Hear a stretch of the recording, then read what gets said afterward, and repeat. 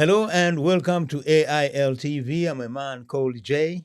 In this video, I'll be talking to Mike Kasibo. Mike Kasibo is one of the guys who was at the Ugandan embassy meeting uh, Ambassador Muhindo from the Ministry of Foreign Affairs, diaspora, head of diaspora in Uganda. Because nowadays, African governments are realizing that the diaspora is very, very important to their country.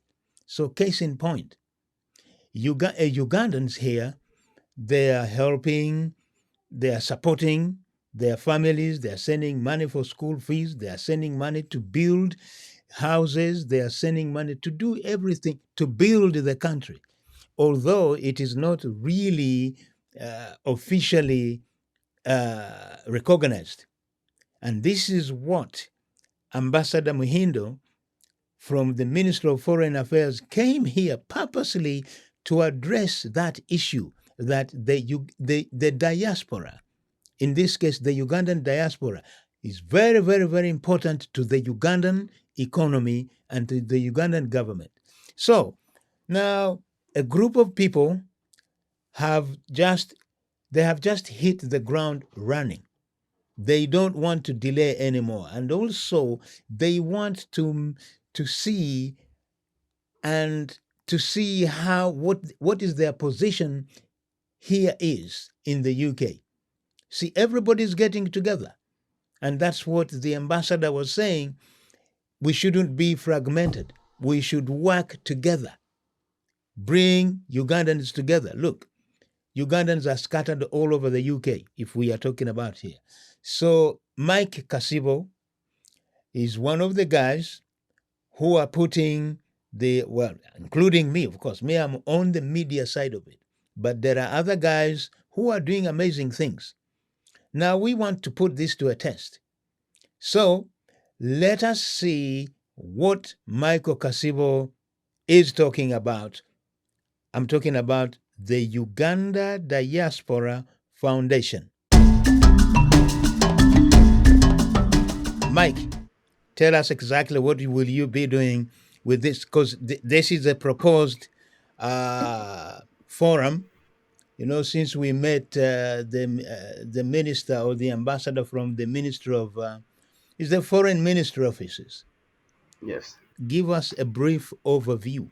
Thank you so much for the opportunity, Jay. And I think it's a great honor to be here discussing matters to do with Uganda Diaspora Foundation. So, for those who haven't heard about Uganda Diaspora Foundation, this is an organization that is been recently formed to represent Ugandans in the UK. So we are still in those early stages with this organization, but people have come up with a name, and the name is going to go out, and we are still trying to ensure that everyone is happy with this name. So we are still debating on the name, but for now, the name is Uganda Diaspora Foundation. Its aim, first and foremost, is to bring Ugandans together and be able to create a platform for Ugandans in the UK to share, first and foremost, their challenges that they go through in the UK.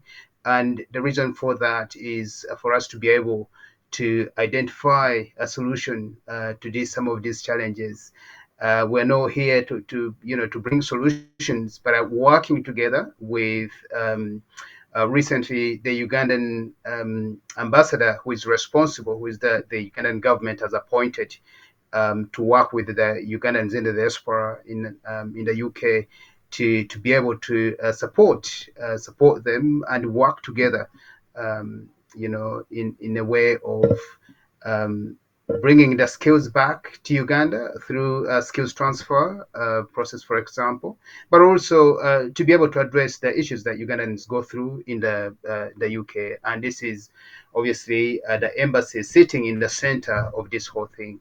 So that's I think our primary goal for us to come together as Ugandans, and this is very important for our generation to come, because we believe that just like trees, we all need our roots to grow. Many young people. As people, most of people who are following the news, for example, and communities, we've had a few incidences of young youth from originally from Uganda or born here, but with the heritage of Uganda. Being caught up in what we call criminal exploitation. And again, we would like to come together and be able to support these young people. We are stronger together, and this is why we've created this platform, we've created this organization, to see that we're able to come together and solve our problems together as Ugandans, among other many other other objectives. But so far, those are the key objectives. Thank you. Well, this is all good, but how do you see, or let me put it this way. What are the challenges you are going to be facing putting this Uganda Diaspora Foundation together? Because it looks like Ugandans here in the UK, everyone they're on their own, you know. And what I mean they're on their own, I mean there are small groups, tribal groups. You'll find there is an organization for Banyankole, there's an organization for Bachiga, an organization for Teso. So how do you expect to navigate all that? So one thing that I've not done actually is to introduce myself. So I'm Mike, a professionally social worker, but besides that, I've got about 10 years experience working in a community, and I talk about community organizing, community development, and supporting communities to grow and being able to form, being able to find a platform for them to speak out, communities being able to tap into community resources. And so, with that experience, I'm also a local councillor here in the Mountain Cairns, and I represent the Ugandan communities in the Mountain Cairns, but I also work with the wider African. I've formed an organization called African Diaspora. This is in 2016, which is flourishing really well.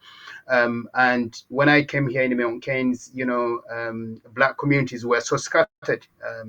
I've been here since 2004, and when I came here, there was no any platform.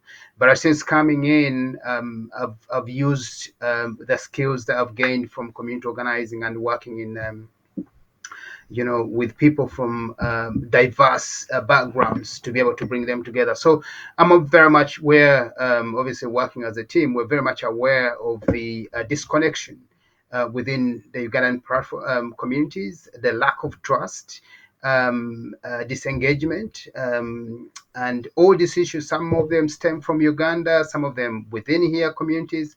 But what we're our initial step is, first of all, to do what we call community mapping, and within this community mapping, we want to identify how many Ugandans are in the UK, and what regions, and then after that, we're going to be looking for what we call community gatekeepers. So gatekeepers, these are people who identify themselves as community leaders. We want to bring them on board and have these conversations with them, how we're going to bring these communities together and be able to find out what are the issues that these communities are facing when it comes to trust, where does this originate from, and then we're going to bring people together, listen to them. This will be a listening session exercise through social media, sorry, Zoom and face to face. We are lucky that the embassy is always willing to give us a venue for us to have these comfortable conversations. So the aim of this is actually about building relationships. You won't be able to bring people unless these relationships are built. So we want to create this platform for people to be able to speak out confidently as a result of that trust that has been there. One thing that we're not gonna bring into this is politics. we know that when it comes to politics, it's a different game, and people walk away. So this is a non-political organization. It's all about bringing Ugandans together, and that's one of the approach that we're doing. The approach of community mapping and being able to bring these people together and listen to their Okay, issues. so Bring that's very good. That's a very good run. So let me ask you one thing. Since you said you are a counselor in Milton Keynes, what is the Ugandan population in Milton Keynes? You think? Ugandans here in Mountains were really very few in Mountains. Hmm. So what we've done is to bring Ugandans in East Midlands. So Eastern Midland, we're looking at Northampton, Milton Keynes, Aylesbury, Luton, Bedford, capturing all these areas, neighboring areas. So to be able to get more Ugandans. But in terms of our population numbers here, Yeah, we are really very few. yeah. But now you see where things might get a little bit complicated. Maybe not. So when you look at the Ugandans in the UK, that means the foundation will have uh, community agents in Birmingham, Manchester, basically all over. How do you think that might go? So one of the key in community organization is actually using what we call the 3Ds. This is the 3Ds: design, development, and delivery. So for people to fail and be part of whatever initiative that you're trying to put up, people must be included. So within the 3Ds, it's an inclusive. We're looking at which is on the government agenda: inclusion, diversity, and equality. We want to ensure that Ugandans, wherever they are, they feel included in everything that we do. And this is within when we go with the 3D model, we talk about the designing stage. So the designing stage is about when we are starting this, like right now, as I mentioned to you at the beginning, we're looking at the name of the Uganda Foundation. We want to consult with all Ugandans so that everyone feels that they are part of this whole thing. Inclusion is key. The moment we capture people's views and they feel they want to, there's that ownership of this Ugandan Diaspora Foundation, then everything will be good to go. So we want to using the 3D model design in the designing stage, which we are starting now. Ugandans are going to be included in every stage. When it comes to the development stage, we want to ensure that all Ugandans are aware of what we're doing and their views are heard. And when it comes to the delivery stage, this is, so for example, we've agreed on and we're organizing a Ugandan Diaspora Day event this year. People will come because they've been part of it right from the beginning to the end with the help or support of these gatekeepers or people will be Good. supporting Okay. them. Fantastic. Fantastic. So at least now we know Ugandans have got a space, of course, provided by the Ugandan embassy, where we can meet face to face and come up with ideas. Mhm.